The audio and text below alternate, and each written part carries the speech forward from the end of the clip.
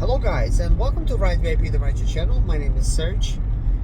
In today's video, I would like to tell you guys about my experience yesterday driving for Lyft and quitting a little early, about 2 a.m.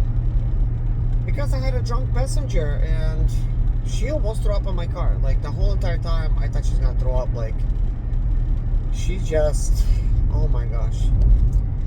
She just like got in, breathing like she's gonna like throw up. She had a guy friend with her. I don't think he was her boyfriend or anything, but he was trying to talk to her, but she just was like not listening. And she laid down on the seat, and he kept trying to tell her to, get up, sit down, so, because she's gonna feel sick. And I told her the same thing, but she was like non-responsive. So when I picked her up in such an area where, it's like you can't really park there. And I'm thinking, okay, let me find somewhere where I could pull over,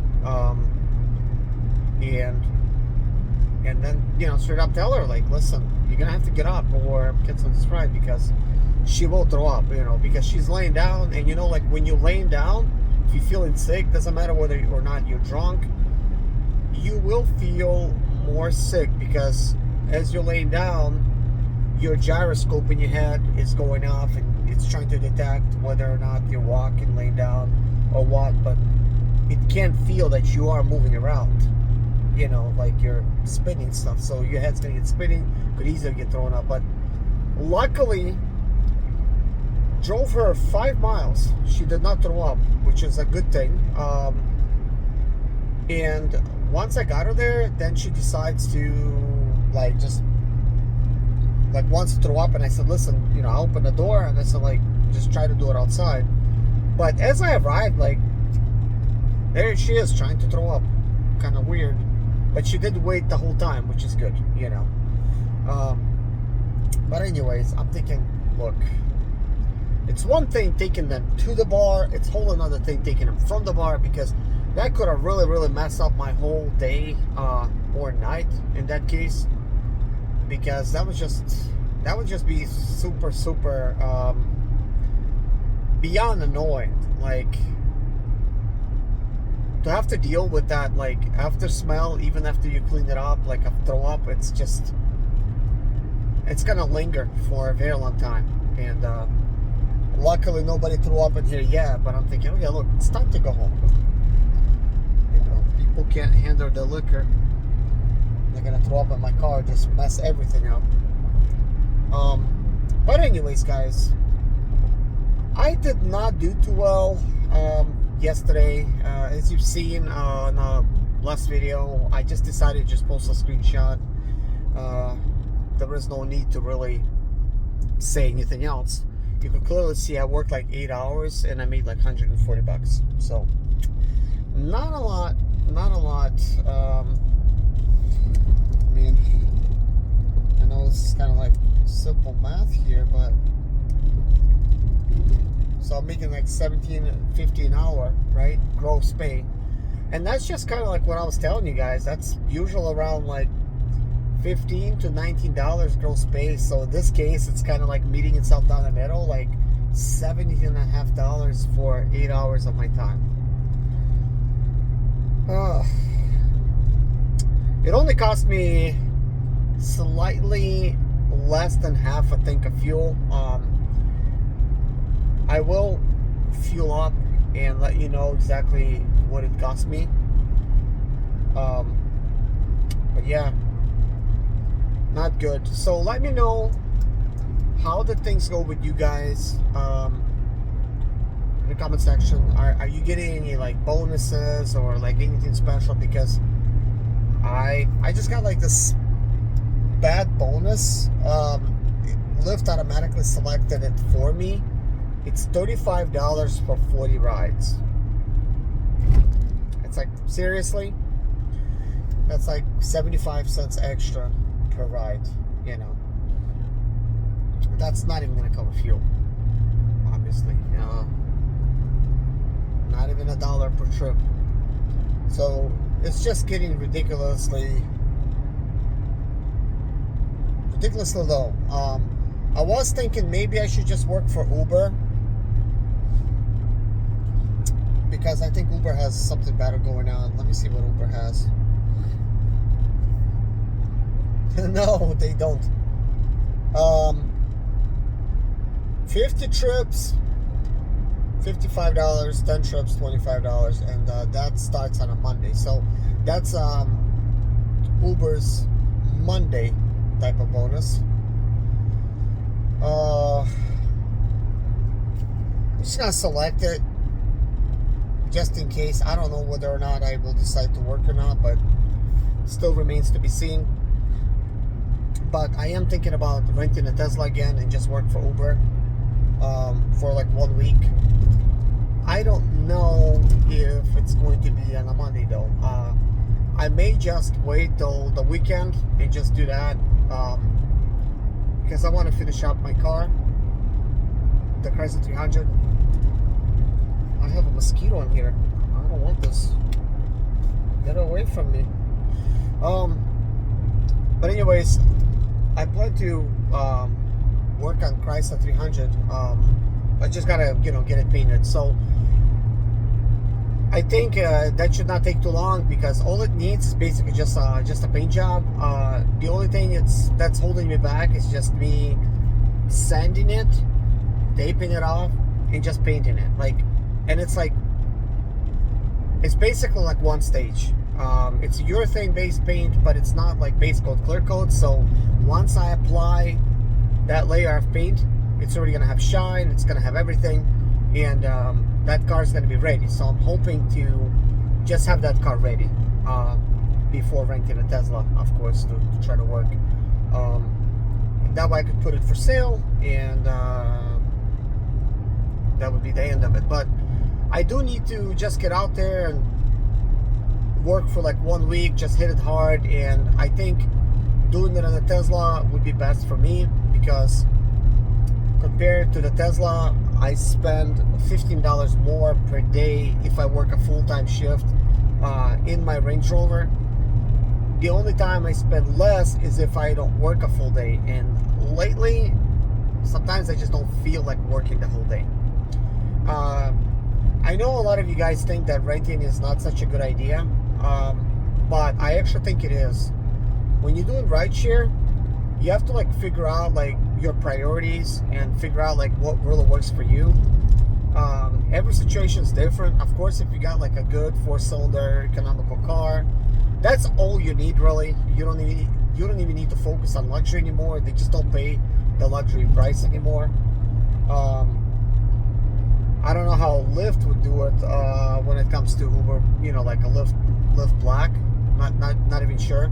But I think at this point, having a luxury car, it's pointless when using it for rideshare. Rules are changing every year, and they are not paying enough to really sustain it. And now that our pay really is not based on anything, the pay is all over the place, even for economy cars. So here I am driving in a Range Rover, right? But obviously 2006, it doesn't qualify for luxury by any means. So it's just nothing but economy. So that means I'm making economy prices in a luxury car, which is ultimately going to cost me more money to operate. Luckily I do all the maintenance myself, but I gotta think of it as a whole. But let's say I rent a Tesla and I just focus to work 1 whole week, put in my full time as much as I can in a Tesla. There's lots of things I don't have to think about. I don't have to think about any kind of maintenance, any kind of breakdowns. I don't have to worry about people throwing up on my car, because if they do, I'll probably just ask for a different Tesla. In that case, I mean, I don't know how that would really work. They would probably say, no, it's going to get clean, you're going to have to wait for it, and then they're going to try to give it back because it could be mid-rental. I don't even know if they would put you in a different car. I just don't know. But at least it's not your own car. If you have to deal with that for a week, that's fine. But you could always give that back. But your car, if you decided to work a week and somebody throws up, that smell can stay in your car for months. It's gonna be very hard to clean out, So at the same time, like for me, like right there, there's like I noticed I'm actually saving money because my own Range Rover costing me $15 extra per day. You know, and I did the math already, so I'm not gonna really talk about the math anymore. But for me, at least, it makes sense. And I know what you guys are saying. Why don't you just buy like a nice economy car and this and that, right? And to that, I'll say this. Yes, eventually I'll replace my car with like an economy car, right? But that is not my top priority. My priority is to make money outside of Uber and Lyft with my home-based business. However, sometimes I need to take a week off from that and just relax, because that's just physical. And this is more like mental, just driving. And driving is relaxing for me. Plus, I could, do whatever I want while driving. It's just relaxing altogether. And a lot of times, especially like right now, this can be a rainy day. I don't think it's going to really rain today. It already has rained, stopped, but the skies are still cloudy. So yesterday and today and the day before was a rainy day. So I just decided to work on a Friday. I probably should have just come out and just work on a Thursday, but I did not make that decision, because when it rains, it's like, what else am I going to do? I mean, I could be doing eBay at that point, but that is that still means I need to go out there and take pictures and take parts off. So kind of like weather affects it, unless you prepared yourself for that, which I have. I have lots of parts that I have removed. I could just take pictures of that, and I already have the space to do it in, which is nice. But sometimes it feels like work on top of work is just too much. Sometimes you just need a break. So this to me feels like a break. But at this point, like even the weekend, as I just said, I'm making like $17.50 an hour. Like, it's like, come on. How much of that went towards fuel? And I will find out how much of it went towards fuel, because what I'm going to do is I'm going to put a pause on this video, because this is a Samsung, and I'm going to fuel up, and I'm going to tell you exactly what I fueled up, and I'm going to do math really quickly, and I will tell you what it is hourly, and it's just not much. So I started thinking, well, I've been thinking for this for a while, and I've been doing it to some extent. If I just focus on the days that I just need to relax from doing like all the body work and paint, and just do eBay and just consistently post items to eBay, stuff will sell. So there's a possibility I'll make way more money just doing that. So eBay and buying, fixing, and flipping cars is going to be the way to go for me. And when it comes to selling parts, as you guys know, I mean, a lot of cars that I buy, not all of them, but a lot of cars that I buy, they're like, I get them like where they were in an accident, and they make perfect parts cars. But when you fix them and they have a salvage title, you're not going to make a lot of money on them. A lot of times the damage is like very minor, and you can just like fix it. Like it is with my Chrysler 300. I mean, it was just hit like in a slightly in the quarter panel. That's not going to affect your engine. It's not going to affect anything. So once I straighten everything out, like it looks good, but yeah, if you have something like really like a major accident, and it does all kinds of stuff, I mean, I would not even fix that kind of stuff. It's just way too much. I get stuff that's got like a little fender bender. You replace a fender, fender hood, bumper, like a light grill, and call it a day. There's like very little work required when it comes to that. It just seems like it's a lot of work, but it's really not. In reality, when doing this type of body work, like even for myself, I'm just like committed, but still it's a learning experience. And when you haven't done something for a while too, you sort of have to get in the groove. And I've never done this professionally. I just been basically doing this kind of like on the side. So I think once you get in the groove and you do it, and then first you do it slow, then next time you're gonna do it faster, then you're gonna do faster, then you're gonna learn maybe what to avoid and what to buy, and you're gonna be able to really fix cars fast and whatnot. But I have been buying some cars that don't need any body work or anything. Like some of the cars that I can mention is a 2013 Nissan Altima. I bought it. It's just a transmission issue. I paid a good price for it. 2000 and 2007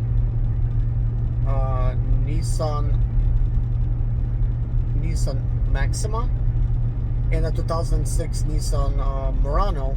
I think those are the years. They were basically good cars, like perfect body. It's just Nissan Maxima needs a paint job, and for some reason it's very sluggish. I don't know what it is. Could be bad engine. In that case, I do have similar engines because I have a lot of these cars and I have a lot of these parts.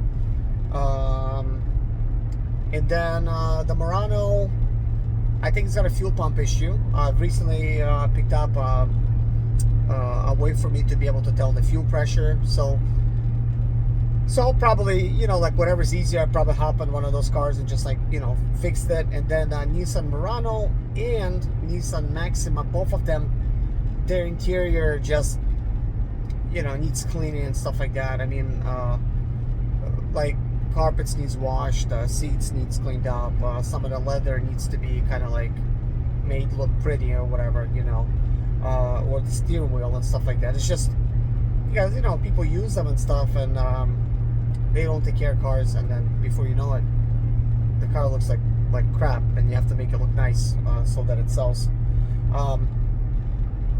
But with that being said, at least it's kind of like you clean up a car, and then if it's something simple like replacing a fuel pump, fuel filter, do like an oil change, replace a couple sensors or whatever, that's just not a difficult work. A lot easier than doing all kinds of body work on cars. But none of this stuff is really difficult anyways. I'll tell you guys, a while back I got a 2010 Nissan Rogue, and I think I bought it like in 2016. So it was like a 6-year-old car, and I was not planning to keep that car as a car to fix. I just needed some parts off of it, but I ended up fixing it, and it only took me 4 days to do the front end work. Like, it was smashed in the front. Took me 4 days. I was able to pull everything out. It was, once you remove all the parts and then you just do some pulling and whatnot, and put a radius support on, boom, like the car's done. Just got to throw a couple fenders in there, bumper, before you know it, putting lights and hood. So 4 days from start to finish, and now and I left the car like that because I disassembled the whole interior to clean it inside. It wasn't dirty, but from sitting, it gets dirty anyways from just sitting, so I took everything out, including the carpet. I washed everything out. I just haven't had time to really install it, so it's just sitting separately from the car. So that, when it was smashed and I got it for $750, it had I think 92,000 miles. Sure, salvage car, but at the time I could have actually made some money on it. The going price on the car on the market was $10,000. Yeah, I could have taken a little loss, maybe sold it for $8 because it's a salvage, whatever. But still, it would look no worse than another car, and I would be able to make some money really quickly. But of course, at that time I had lots of other stuff going on. I was an expediter, and anytime I would do freight, maybe I only think about doing it for 1 week, but I would leave my house and I get stuck somewhere in Texas for a week, and then I want to come home and do some work, but I just can't. It's just impossible. So now, at least, if I kind of get tired of doing cars or eBay or whatever, because everything after a while gets old. You need to take a break, but you still need to make money. So it's nice to be able to have change. I could just start driving for Lyft or Uber that week or a couple days, whatever it takes to get into that mindset to where you're ready to get back to doing those things. That's all it takes. So I'm able to switch back and forth a lot easier when doing rideshare, and it's relaxing for me.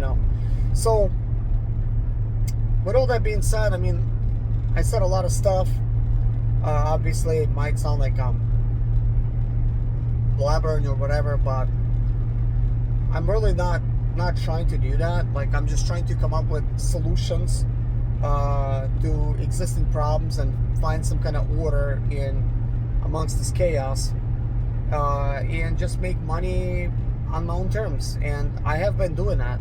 This is why I was able to get to where I am today.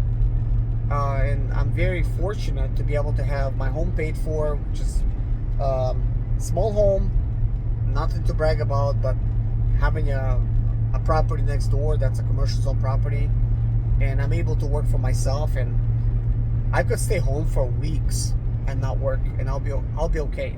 I could stay home for months. As a matter of fact, I've done that already. I've taken a 1 year off one time, just like I didn't do anything except work from home, and I was fine. I was completely fine. I wasn't like doing any cars or whatnot, but I was doing some other stuff, and I was just fine.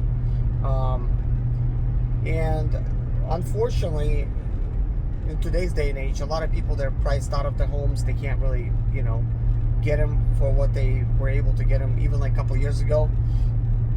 Interest rate on top of that, it's very high too, so that hurts especially the millennials. But it's still not the end of the world. If I had to do things differently, like let's say like I needed to get a property for cash, it is still possible to do. Like, it is not impossible. And I will say this, guys. Here's all it takes. All it takes to do that is, firstly, just get rid of all your bills. Just all of them. Like, especially if you're single, maybe you're living with your parents. If you're not living with your parents, still, get rid of all of your bills. Even if you don't have a car, you could go rent a car. Like, let's say like a Tesla, right? You could just rent it. You could sleep in that car. There's like a couple trunks, so you're able to hide the pillow, hide like a little mattress or whatever that folds. Trust me, I done it. I slept in a Tesla, and I think I even made a video a while back where I was like laying back. All I did is about like a styrofoam this size, and buying a styrofoam like that big was already comfortable enough for me to sleep. And a nice comfortable pillow and like a blanket. Like, that's all you really need. You could go to fitness centers to get washed and whatnot, and then go work out. But you could just hustle like crazy. Just do like Uber and Lyft. Just work nonstop. Just keep going. Sleep when you can. Stop when you can. Like, just keep going. And I already noticed, like, I'm comfortable with this because I used to sleep at truck stops. Man, I worked for 14 years, guys, over the road. And I slept in a Mercedes Sprinter van, which was unmarked. So I would stop at truck stops and I would sleep in there. So, like, to me, that sounds like normal. So I would just take, like, anything, like a Tesla, just park at a truck stop. First of all, nobody's even gonna question a Tesla. Like, you're renting it, it's a rental. I mean, who knows? Like, maybe you're traveling like long distance and you just stop at that truck stop and sleep. It's completely fine. And you can sleep at rest areas. I mean, truck stops I think would be a lot safer. And just work hard, and then you collect all that money. Just do that for like 1 year, even 1 year. Just hit it hard, even in today's day and age. It just, why is driving still better than getting like a normal job? Well, first of all, you have full control of your time. You could sleep and work when you want to. You could basically do double the work if you could manage it. I would totally do it again. And just save up all the money, and then just go to a rural area, not in the city, and buy yourself a mobile home with like some land, or even some land without nothing. Just buy it. Now you have that piece of land. You paid cash for it. If you gotta work again and to try to save up more money to get that mobile home or build yourself something, you could do that. Why am I saying like a mobile home? Is because that is easier. Like, mobile homes, especially if they're on the property, like, a lot of times they need work or whatever, and they're not that expensive. I'm not talking about get something for like 20, 30, 40. No. I'm saying together with land, you could like find something that's maybe like for sale, like maybe like in a rural area that needs lots of work for like 30 grand. You You can still find it. But the problem is, most people, they're not willing to live in the rural area. Even when I bought a property in Lancaster 8 years ago, which was considered a rural area, not a lot of jobs. Now there's plenty of jobs. Now there's plenty of people living here. But at the time, there's just like wasn't a lot that's going on. And the local community was like, you know, anybody that I talked to, like restaurants were like, you know, they find out that I moved from Charlotte.